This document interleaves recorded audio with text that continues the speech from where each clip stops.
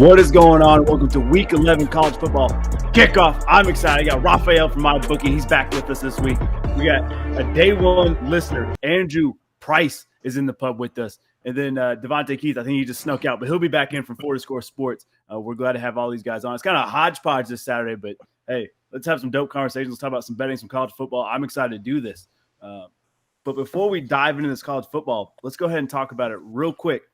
Let's dive into this Cam Newton OBJ. I know Raphael, not a big OBJ fan, I get a feeling. But let's dive into it. Not a wide receiver diva fan. We'll put it that way. Touche. But yeah, has this moved the odds at all? No. OBJ does nothing for odds movement whatsoever. A wide receiver, I would think maybe one wide receiver might move odds, and that might have been Jerry Rice. But no wide receiver will move a number. We moved more. Let me say more tickets came in when Von Miller was signed than when OBJ. Because let's face it, defense wins playoff games. We see it every year after year. So another wide receiver for the Rams isn't just going to do anything. And I said they had Stevenson, and he did nothing there. They were like, hey, let him go, and now he's over at the Trouble Raiders in my backyard. So OBJ is not. He's a name. He's a brand. He's a three-letter words. I'd rather have LBJ than OBJ on my team. So, no, he's not going to move anything significant. Von Miller, I think that was a more impressive move. Okay. I'm a Packers fan, so I'm pissed off by it because apparently we lowballed the guy. But a guy that wants more target shares, which is why he basically talked his way out of Cleveland, is just going to go to L.A. and block after Cooper Kupp catches 12 for 150 every week. So he's not going to get any more targets, I don't think. That Stafford-Kupp connection is unreal this year, and I don't know what the dude was thinking, honestly. I mean, he might get a ring, but that'd be about it. That's all he's doing is ring chasing. I'm with you. I don't know what he's supposed to do in that Rams offense because, I mean, they're clicking, they're rolling. It's going to take some time for them to develop, and I just don't – I don't know if it's a good move, but, hey, he's ring chasing.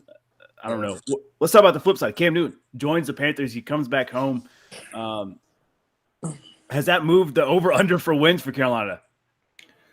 No, I think he'll sell maybe more jerseys next week when he has to play Ron Rivera and the Washington football team, which Ron Rivera booted his booty off. I'm a little bit shocked that they gave him $2 million for a signing bonus to come back. That's how much I guess they don't trust Sam Darnold, even though he's not hurt, and everyone else that's in the quarterback room. I mean, I think he might play maybe a third down or a wildcat this week. I don't think he's going to get that many reps this week, but I think next week he'll probably be the starter. They're still kind of floating around that wild card spot. They have a great defense. I mean, if McCaffrey can stay healthy, I mean, he's the Derrick Rose or the Anthony Davis of the NFL. But if he can stay healthy, I mean, with that defense, they still have a slim shot to maybe grabbing a wild card.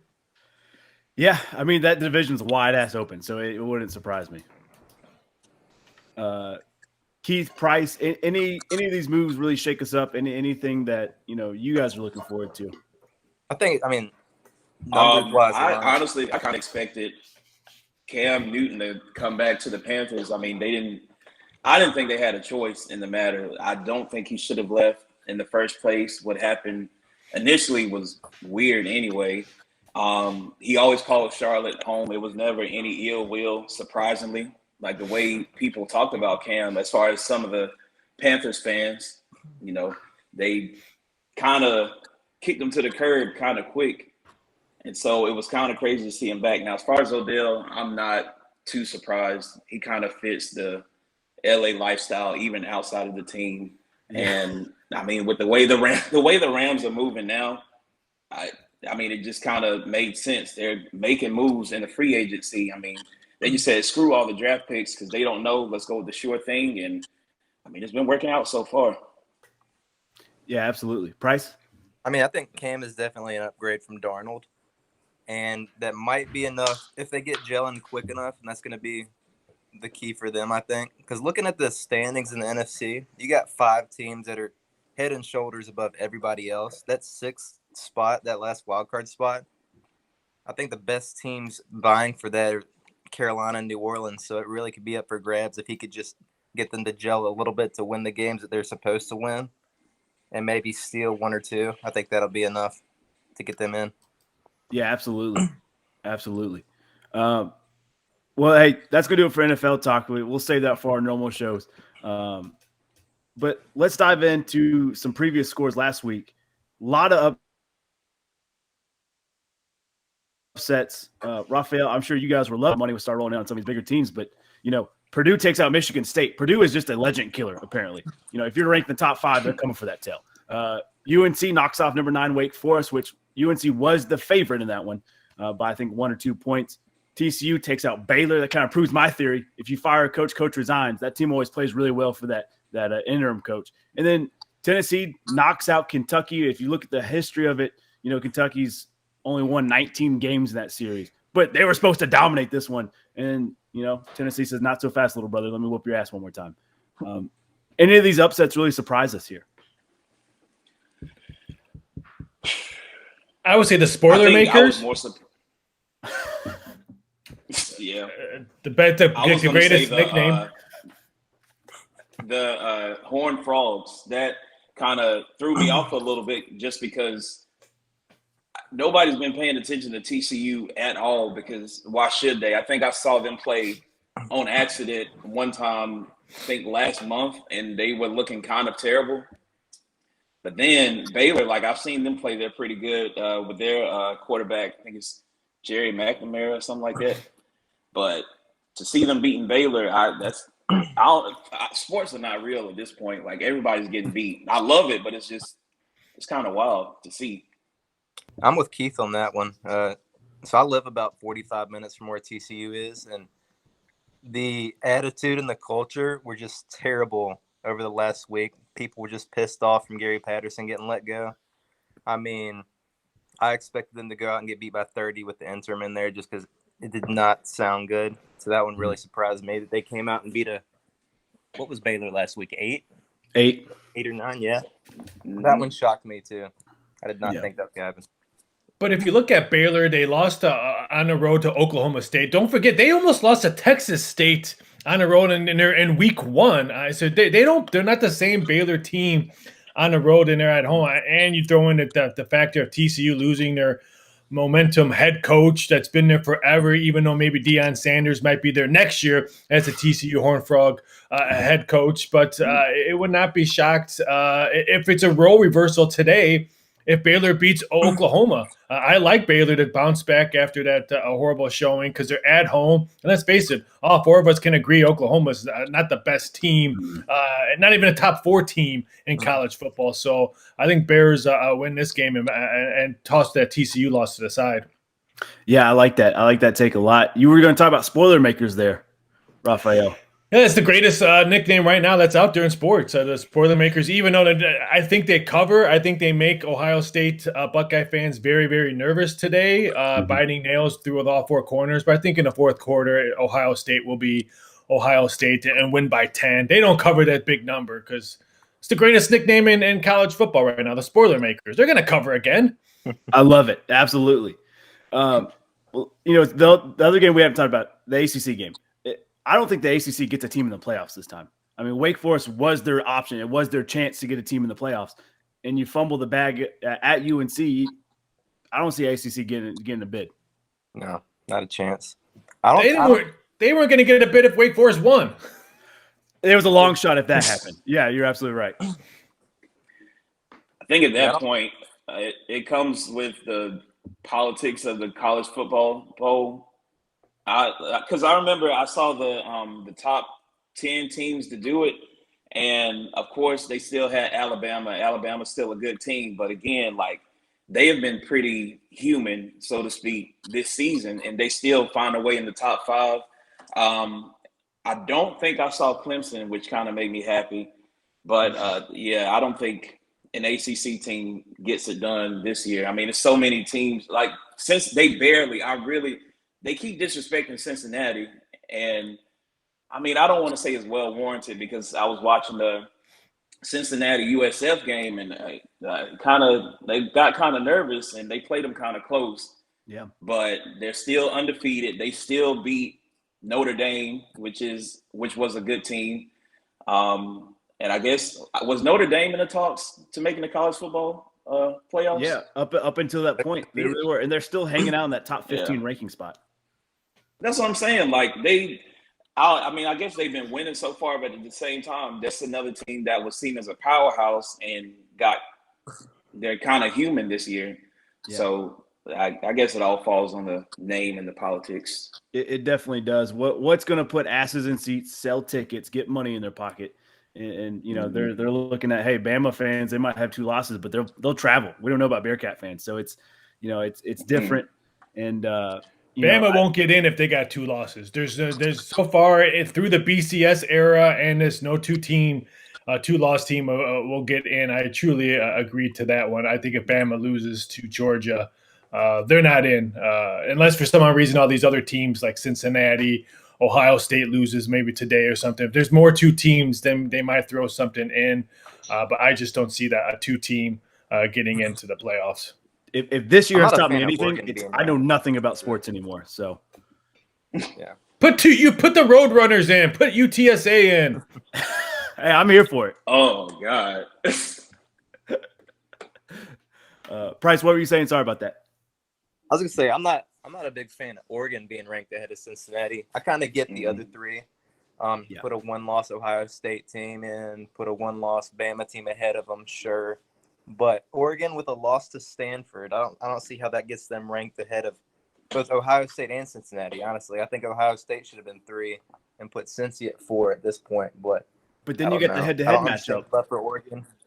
I don't understand the love for Oregon after how much shade the media has thrown toward the Pac-12 being weak over the last 9-10 years, and yet they get that much love from the rankings. Well, I mean, I stand behind the idea that UCLA was supposed to be Oregon. I don't care. They were supposed to be Oregon. Oregon, they're good, but they're not beat UCLA good, and UCLA is not even that well. They're all right, but they're not that good. So I'm with you on that one.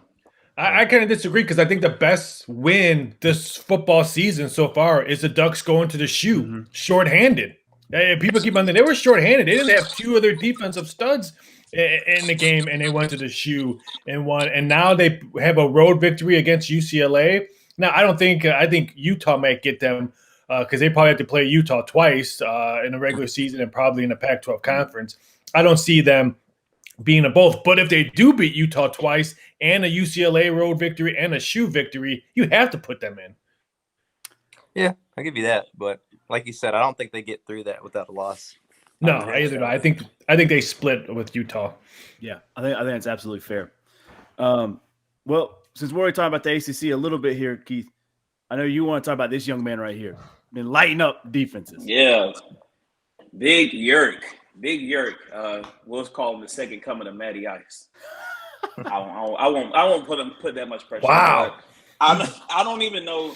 I don't know exactly how I started getting interested in this guy. Again, it's one of those games where I just kind of watched it on accident. I was like, "Hey, this guy's kind of nice." I know. Last year, whatever year AJ Dillon got drafted, people were high on AJ Dillon because he was like that. He was the big bowling ball through the ACC. But not many people were paying attention to the actual quarterback. Like, this guy was making plays. Not to mention, this guy comes back against Virginia Tech, who I'm pretty sure they started hot again in the beginning of the season. Comes through on a gimpy leg that's strengthened again and lights them up like he never left. And I'm thinking, this guy's going to be real. And I think this is last year. I'm not exactly sure. I mean, given you got Kenny Pickett and I guess – I don't know who the good quarterbacks are on the draft board. You could have Matt Cassell. Hopefully he's on there somewhere. Yeah. Is he still up there though, or is it just because he was up there before? It's just because he's up there before. It's the hype. Yeah. But yeah, it's not. I mean, he's pretty much as good as it gets. He played a good game against Virginia Tech. I think they won 17-3, something like that. But that he was actually. I'm pretty sure. When he came back, I think he came back against State too, and I was kind of nervous, but luckily State pulled through. But yeah, I'm rooting for this guy, even though he's on the opposite side of the ACC world. But I'm rooting for this guy. Didn't he put up like 400 yards on Clemson last year? Is it the same guy? Yeah. I remember him. He's dangerous, and I think he slept on a lot. You know, Raphael, I don't know what the Heisman odds are here. I definitely don't think he's on that list right now. No. And I don't think he'll win it, but he is an interesting story. He's someone to watch for in April, come the NFL draft. You're right, Keith. I think Hillary Langton might get a solid backup, and hell, you never know what happens after that. And I'm excited to see him play. He gets Georgia Tech today. That's always a hard place to play, the Hive, and we'll see how that goes for him. Sam Howell did not survive there, so maybe Big Yurt is a little bit better than Sam Howell. Maybe I'll put him up. Maybe I'll put him up for Heisman on Monday. I mean, I think he's probably going to be around a Desmond Riddler section, like about 50-1, something like that. I'll put him ahead of Sean Tucker. We have from Syracuse at 100-1, so he'll be in front of him.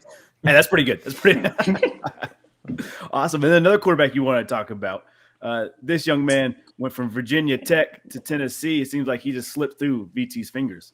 Yeah. So Hendon actually has a brother that played. I think he's a starting quarterback at A&T right now. He's a grad quarterback, so I think he's in his last year. He's doing pretty well. But Hendon, man, he was to pretty much everybody that was watching them. He was the better quarterback in the Virginia Tech situation.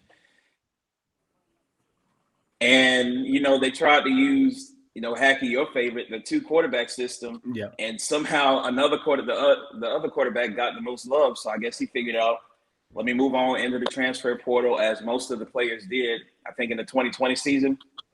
Comes to Tennessee, plays a couple close games. I remember watching him at the beginning of the game against Alabama and seeing a quarterback coming from Virginia Tech, and he was the second option, and coming to Tennessee and kind of, I don't know how far, but he's kind of changing the culture around. And I know that helps some of the Tennessee faithful not feel as bad. So he's coming in, giving them pretty good games, showing that Tennessee actually has some receivers.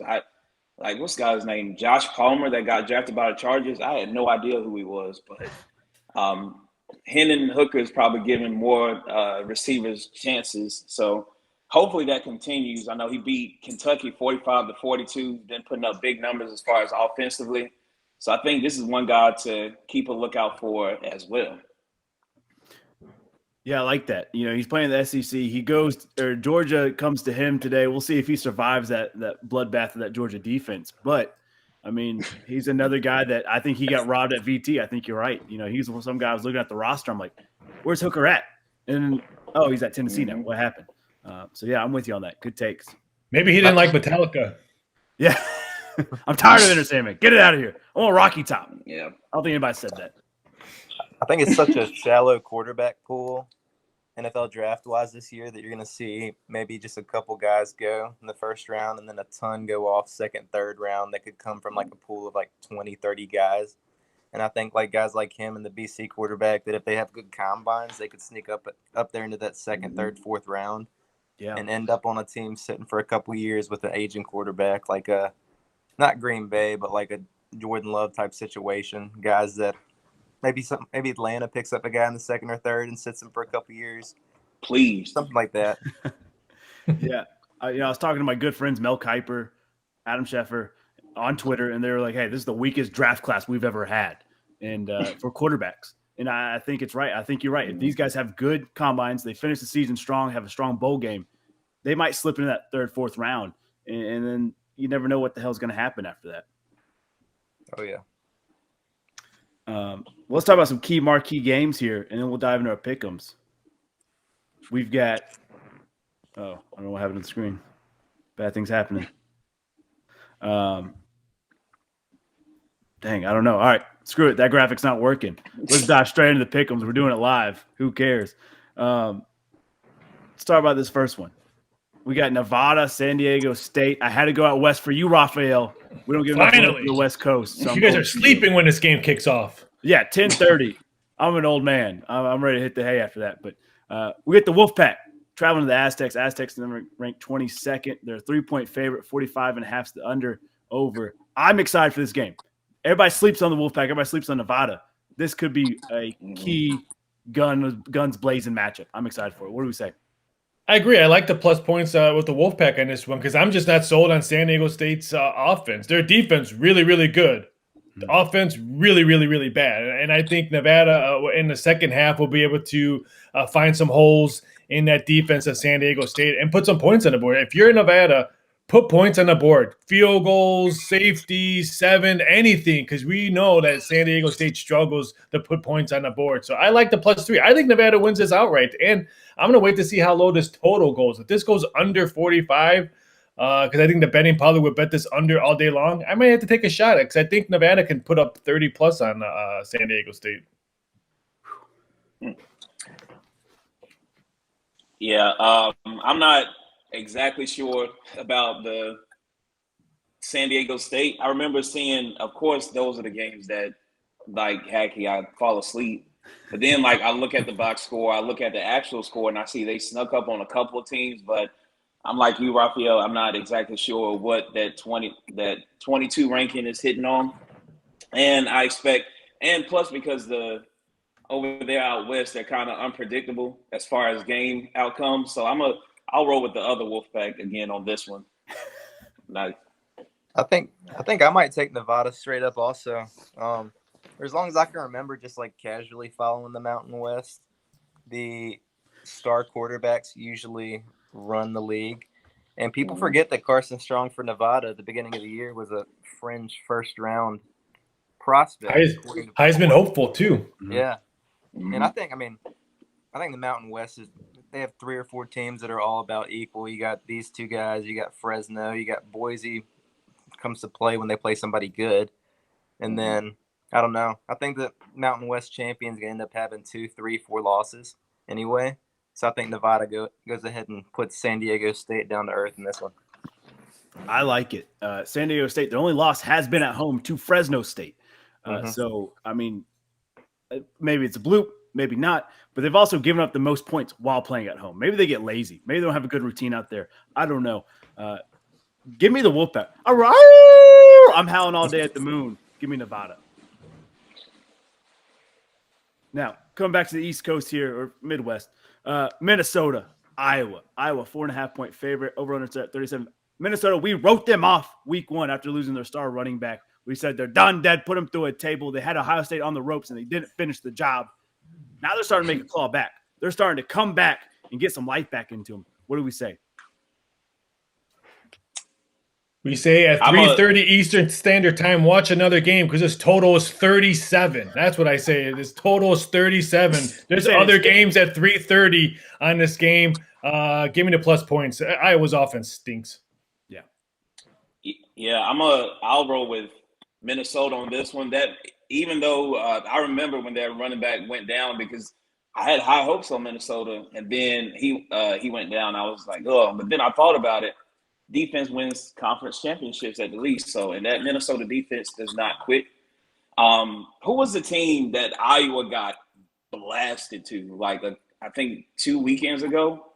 I think was it Wisconsin? Yes.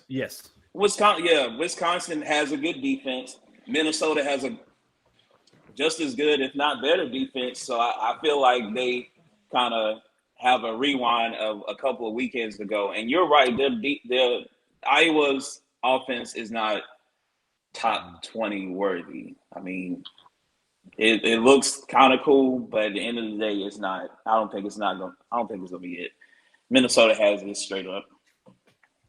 I'm going to take the home team in this one. This is one of those that I think will be close enough to where the home team advantage is just going to put it over the top. Iowa's a tough place to play. But like Raphael said, I could see the total points in this one being at about 15, honestly. This has a feeling of one of those like 9-3 or 7-3 sleepers that you might get like a fumble return for a touchdown or something that's going to win the game. It's going to be defensive battle.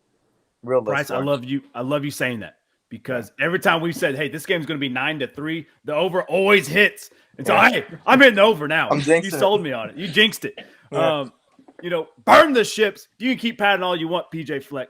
They ain't getting the job done. I think the home team, Iowa, wins, but it's barely – I would like Minnesota with the points. 4.5. I don't know if it's moved since I put those odds up, but I mean, it opened up at 6, now 4.5. Yeah, perfect. Yeah, I think Minnesota keeps this game very dangerously close, but I think Iowa finds a way to get it done. Mm-hmm. A&M, Ole Miss. A&M 2.5-point favorite. Over under set 55.5. Once again, these two teams are playing for third fiddle in the SEC. Who gets the job? I think this is another shootout. I can't see any defense being played, but in the rare chance that is being played, I see Texas A&M taking it. They still have, if I'm not mistaken, what's the guy's name? DeMarvin Leal. He's a problem on the line. Then Matt Corral is also pretty good, but I think, again, like with most teams, if you get enough pressure on the quarterback, as my Falcons know all too sure. But once you get enough pressure on the quarterback, things happen for the defense. And I think Texas A&M has what it takes to take advantage of every opportunity that strong Ole Miss team gives them. But I'm going to go with the over 55 for this one, just because it's a nice day out.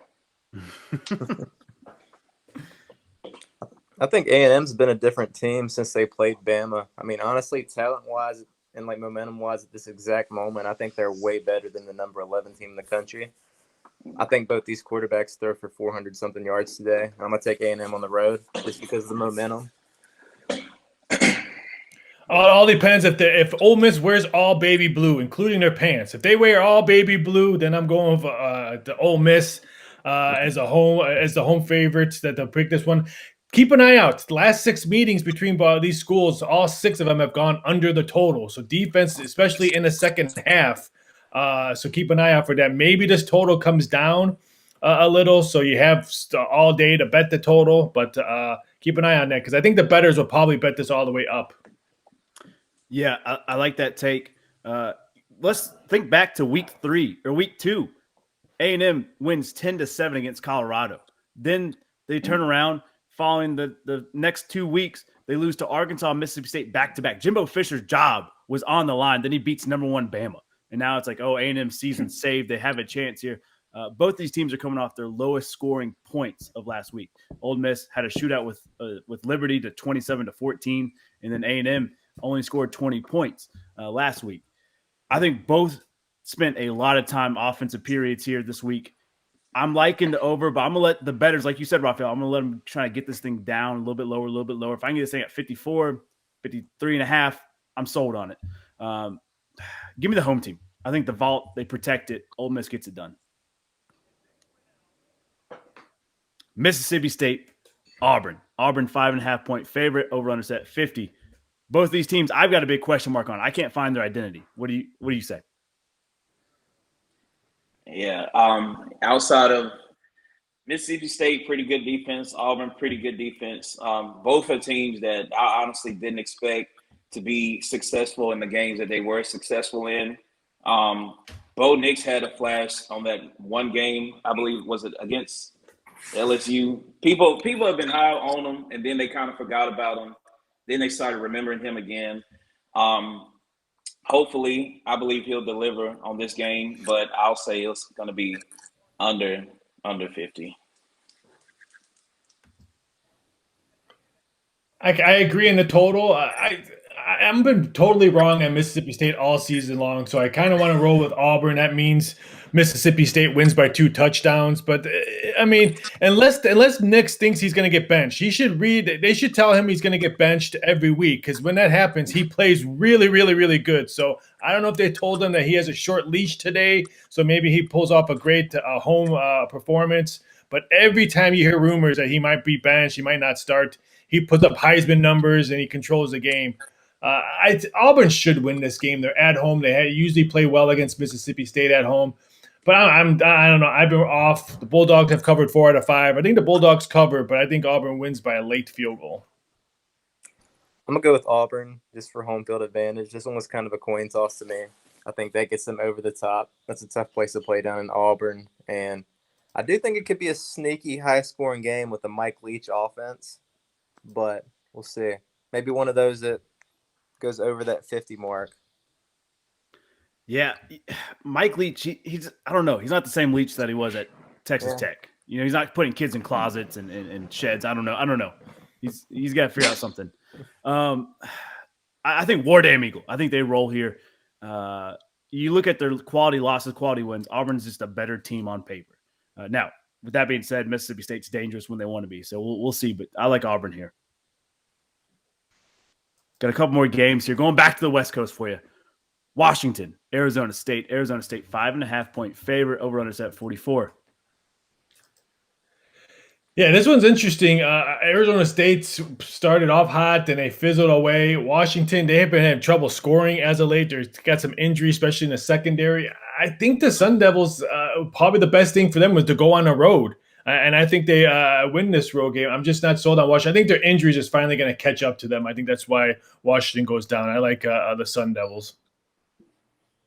Yeah, early in the season, Jaden Daniels was a problem for them.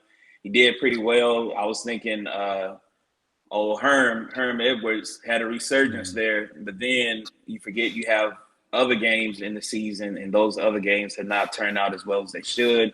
Had a couple of very bad losses. And also with Washington on the other end, they've had a couple of pretty good wins, but I'm gonna take Arizona State in this one, and it'll probably be like a regular scoring game. I'll take the under 44. I'm going to take Arizona State on the road. I just think they're a more physical team, and they're playing against a team, like Keith said, with a lot of injuries.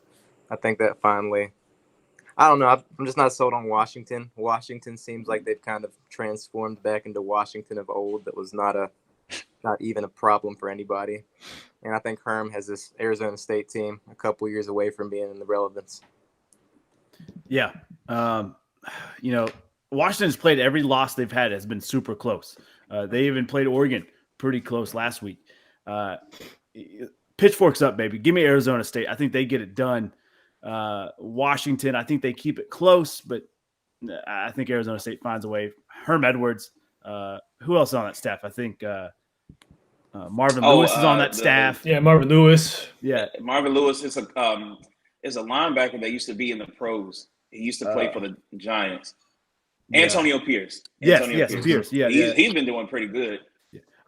That's a program to watch out for the next 5-year outlook if those guys stay there, because obviously the knowledge is depth there. But can they coach at the college level? 5-year outlook, Arizona State could be dangerous, or could be the same Arizona State where they get a lot of hype and then nothing. But we'll see. Mm-hmm. Oklahoma, Baylor. Oklahoma 5.5-point favorite. I know where Raphael's going with this one. He already teased it a little bit. 62.5 is the over-under. I thought you. Anybody can hop in. It's fine. I think Oklahoma has been waiting to get exposed for 8 weeks, and I think this is the week that they do. They have underwhelmed, even though they're undefeated. So far this year, they've underwhelmed in almost every single game. And I think that this is the day they get exposed. Going to Waco. It's an underrated, tough place to play in Waco. Yeah, I don't know how they do it, but every year Oklahoma has this explosive offense. And because of that explosive offense, you forget how terrible the defense is. Like, they might have a few point players here and there, but that offense is just crazy. They make explosive plays. Caleb Williams has been doing well. Kennedy Brooks has been running well. But I think Baylor is the team to stymie them, since the real Texas team couldn't do it. I think the other Texas team will do it today. But I'm definitely expecting a high-scoring game for sure, because, explosive offenses make for good ticket sellers. But, yeah. Baylor's covered the last 3 meetings, and this number continues to drop. It opened up at 6, and now it's 3.5. So everyone thinks that this is the day that Oklahoma goes down.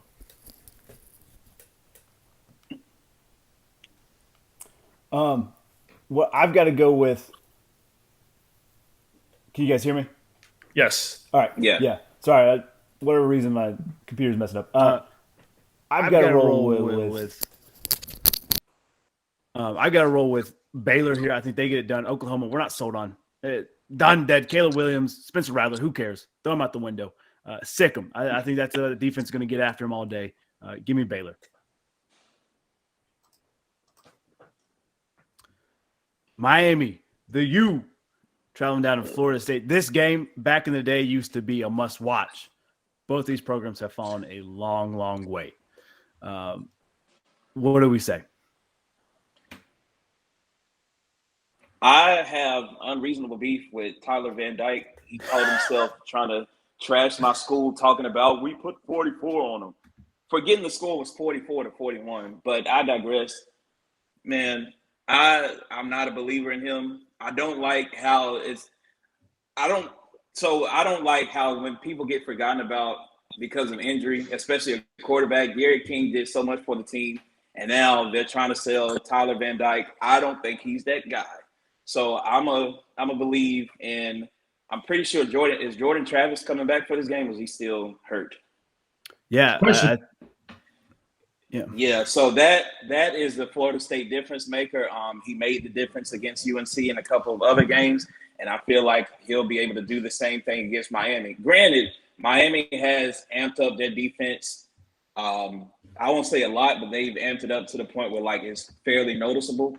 But I think Florida State will kill all their ego today.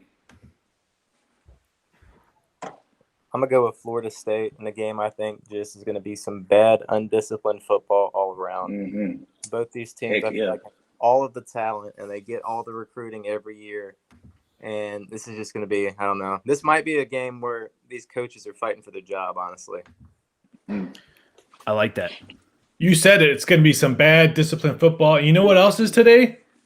Disney Plus for $1. I'll watch Disney Plus for $1 than I watched Miami and Florida State. This is not 1990 anymore. These two teams mean nothing. Yeah, I'm with you on that. Give me Mighty Ducks season 2, game changers, whatever. Yeah, I think Miami wins their 4th straight. Florida State's just bad. Miami's just a little bit better, but they're still bad. Other ACC game, NC State, Wake Forest. This one should be a lot better. We can turn off Disney Plus for this one.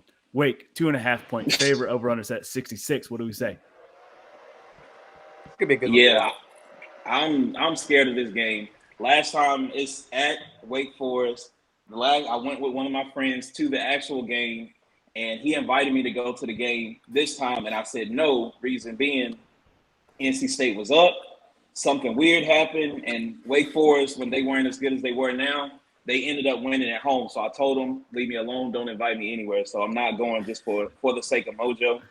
I can be honest, like as an NC State grad and a lifelong fan, I have no idea how they pulled out some of these games. Like Devin Leary has been thoroughly shutting me up. Like I didn't say he sucked, but he's been doing great. I don't know what's been going on. I don't know what's been happening around the team. I don't know what type of chemistry building activities they do, but they have to keep at it. I believe in my Wolfpack today to take it on down to Winston-Salem and take back what the Demon Deacons have stole from them not year after year, but take back what they left in Winston-Salem last time. I'm going to go with Wake Forest just because Sam Hartman's going to be slinging the ball all around the field. I do think that for being a top 15 team, Wake Forest home atmosphere is not that great. They don't get a lot of fan support regardless with, honestly, any of their athletics. So that could be one where State comes in and steals it, but I'm just going to take the better quarterback in this one. I'm on opposite. As my NWO days of the Wolfpack, give me my red NWO T-shirt on right now. But I'm sorry, I'm not sold on Wake. I have not been sold on Wake Forest at all this year. I mean, if you rewatch that Army game, Army was able to move the ball on their defense pretty much at will, and then let Army put 56 points against them. I like NC State's their defense. I mean, they've only given up one team that scored 30 plus on them. That was Miami, but everything else they've held under 17 points or under. I think defense could be a very big key. So as my boy Kevin Nash would say, give me the Wolfpack. Woo! Let them know. Right. That was too sweet. I'm with you on that one. Man, this is tough. NC State leads the all-time record here, 67-41 wins. If anything has taught me about this football season, I'm going with all-time records, not rankings, not favorite players, best players. Give me the Wolfpack. I think they get it done. This year has been such an upside down year for me when it comes to picks. So I'm going to go with makes no sense except for all-time record. Give me State. Big Ten matchups. Michigan, Penn State. Michigan is 1-point favorite this game. I can't tell if it's going to be good or not. 48.5. What do we say? I'm feeling some upsets today. I'm going to take Penn State at home to ruin Michigan's season. Michigan's going to be looking ahead to the Ohio State matchup. And it's not going to go well for them today. I said the same thing. Again, football and sports in general are just so backwards, and it's been full of upsets on literally every stand. So I'll take Penn State on this one. Michigan probably be pissed off coming into the game because they lost to Michigan State. But I guess they forgot that Michigan State was an actual good team. Like, Michigan State is not Maryland, is not anybody else. Penn State, I think Sean Clifford is their quarterback. He's been doing pretty well. And I think he'll do well enough to get a dub against the Wolverines. I'm on the other side. I like Michigan this one because it's going to be windy, it's going to be rainy, it's going to be ugly, and Penn State can't run the ball. So if they can't run the ball, what's Michigan's defense going to do? Just sit back and make you beat us through a weak arm when it's supposed to be windy.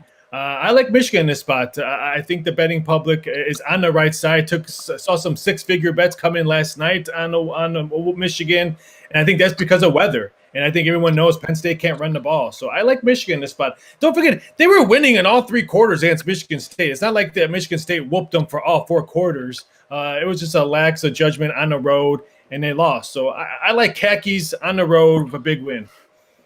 I think Michigan State's a little bit overhyped too, though, so I don't know. Yes, I agree. Yeah. I think the Big Ten in general is a little bit overhyped this year, like most. Penn State, Happy Valley. It's not a happy place for away teams coming in. That fan base gets rocking, but it is windy. It is rainy. That is going to affect some attendance there. Michigan, I think they got a date with destiny. They want Ohio State. They want to beat him. Jim Harbaugh's fighting for his job. He's got to win this one, and he's got to beat Ohio State if he truly wants to stay in Michigan. Give me the Khakis. I just shipped my pants at Kmart. Give me the Khakis. Final game, Ohio State, spoiler makers. Ohio State, 20-point favorite, over-under set 62 in the horseshoe. Raphael, you taking spoiler makers? Yeah, I want to take the plus points on this one. I think this number continues to climb. I wouldn't be shocked if we see 21 by kickoff because I think everyone's going to realize that this is at the shoe. We're not going to see back-to-back shoe losses in a season. Ohio State needs this win to stay relevant. But I'm just not sold on this Ohio State team. It's not the best Ohio State team we've seen in the past. I mean, they've had some scares all season long. So I think the spoiler makers will keep this close. I think Ohio State controls the second half. And I don't want to say pulls away, but I think they win by like 17. I think they in the second half they control the games. But give me the plus points for the spoiler makers. Yeah. Yeah, I would go to say I love the underdogs in these takes, but I can't do it against Ohio State. I wasn't really a believer in C.J. Stroud, but I think they pull it off against Purdue today, at least. No, I think Purdue's had some good wins, beating Michigan State and winning in Iowa, but winning in the shoe is a whole nother level of different. I think that they keep it closer than 20 points, but I don't think they pull away and by any means. I think they lose by 2 touchdowns to Ohio State. Just too much atmosphere for Purdue this week. Yeah. I don't see Ohio State losing 2 games in the horseshoe this season. Give me Purdue with the points, though. I have nothing to add to what you guys said. Over-under, I am unsure of. I don't know if I'm going to touch that or not, but I will take Purdue with the points. Ohio State with the money line, though. I think Ohio State wins. Hey, that's going to do it for our pick'ems. Anything you guys want to plug real quick? Anything you guys want to give shout-outs to? This is your time. We appreciate the hell you guys hopping on with us. I'm going to pick Georgia State to beat Coastal Carolina just because I hate them. I've been picking against them every week out of pure spite. So, hey, that's fine. And they're without the starting quarterback. Actually, I think he's supposed to be back potentially. Really? Okay. I know like the day on ESPN they said he might miss the season. The very next day they said he might be back this week. So who knows what's going on? Oh shit! All right. Yeah. I think Grayson McCall is done. I'm out here at Coastal. It's homecoming for them, so maybe they be amped off of that one. But I expect, honestly, I would not be ever since that App State game where I knew it was gonna be cold on the mullets. It was gonna be over. So yeah, I'll go with Coastal in it, but I'm kind of afraid for it. But anyway, thank you for having me. Shout out my boys, Porter Score. Follow the socials, all that stuff. We also have a weekly pick'em every week. You can follow me, drop your $5 in, see if I can take it. Go Pack, go. As always, the real Pack, not the other Pack. And yeah, thanks for having me again. Aaron Rodgers is happy right now that you said that. He's immunized. Hey, I'll say this. Hey, last week we saw some crazy upsets in both Saturday and Sunday. Especially, who would have thought the Jags would have beat the Bills last week on NFL Sunday? I think we're going to see the same thing this week in both leagues. I think we're going to see some upsets today, and we could see some bigger ones on Sunday as well. And would not be shocked me if Jimmy G pulls out the upset on Monday night and beats the Rams. So I think the dogs will continue to be barking these next 2 days. So be very, very cautious with your money. I like that. I appreciate that. I wish you would have told me that last week, Raphael, but it's fine. Hey, thank you guys again for hopping on. We'll catch you guys next Saturday, Tuesday for us. Go check out Florida Score Sports. Price, thank you so much for being a day one listener, man. Yes, sir, man. You guys go put your money in my bookie. You can trust them. They're pretty damn good at what they do, and they locks of the seasons. That's free money, and I appreciate the hell out of you guys for doing that. Take it easy, guys. Have a great Saturday. Hey, you guys as well. Later.